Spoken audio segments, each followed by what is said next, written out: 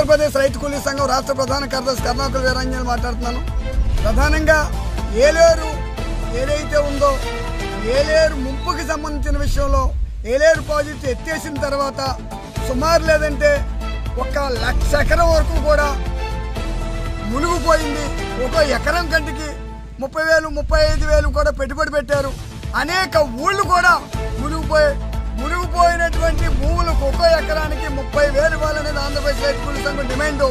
అలాగే మేము ప్రధాన డిమాండ్ ఏంటంటే ఇల్లు మునిగిపోయిన వాళ్ళకి ఇల్లు కట్టివ్వాలి. అలాగే డ్యామేజ్ అయిన వాళ్ళకి ఒక్కొక్కరికి 50,000 ఇవ్వాలి. ఏలేరు లాంటి ప్రాజెక్టుకి గేట్లు ఎత్తుతున్నట్టు రాజకీయ నాయకులు తెలుసు. అయినప్పటికీ కూడా జాగ్రత్తలు తీసుకోవడంలో ప్రభుత్వం ఘోరంగా విఫలమైంది. ఎందుకంటే ఏలేరు ఎప్పుడైతే గేట్లు ఎత్తుతున్నారో గేట్లు ఎత్తేటప్పుడు ఎన్ని వేల ఎకరం తడిసిపోద్ది, ఎన్ని ఊళ్ళు తడిసిపోతాయి, కాలువలు ఎక్కడెక్కడ డ్యామేజీలు ఉన్నాయి, దానికి ఎలాగ ఆ డ్యామేజీలు ఎలా పోడ్చాలనేటువంటి అవగాహన కూడా మన తూర్పుగోదావరి జిల్లా కలెక్టర్ గారికి కానీ పెద్దాపురం ఆర్డీఓ గారికి కానీ స్థానిక ప్రజాప్రతినిధులకు కూడా లేదనేది ఆంధ్రప్రదేశ్ రైతు కూలీ సంఘం డిమాండ్ చేస్తుంది.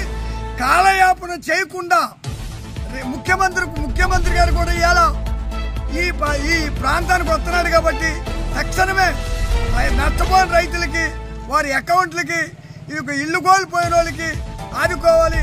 అలాగే ఈ ప్రాంతంలో ఈ బ్యాంకుల్లో తీసుకున్నటువంటి లోన్లన్నీ కూడా రద్దు చేయాలని కేంద్ర రాష్ట్ర ప్రభుత్వాల్ని తక్షణమే మేము డిమాండ్ చేస్తున్నాం.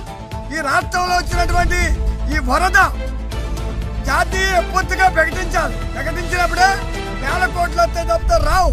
నిన్న కూడా విజయవాడలో పర్యటించాం. విజయవాడకి 6,000 కోట్లు 3,000 కోట్లు కాదు 10,000 కోట్లు డిమాండ్ చేశాం. అది బుడమేరు. ఆ బుడమేరు మొత్తం ప్రాంతాల వారీగా కృష్ణా జిల్లా అన్ని జిల్లాలను ముంచేసింది. ఏలేరు ఇక్కడ ముంచేసింది. కాబట్టి మా డిమాండ్ తక్షణమే అమలు చేయాలని ఆంధ్రప్రదేశ్ రైతులు డిమాండ్ చేస్తుంది. లేకపోతే దశల వారు ఉద్యమం చేస్తారని సందర్భంగా తెలియజేసుకుంటున్నాం.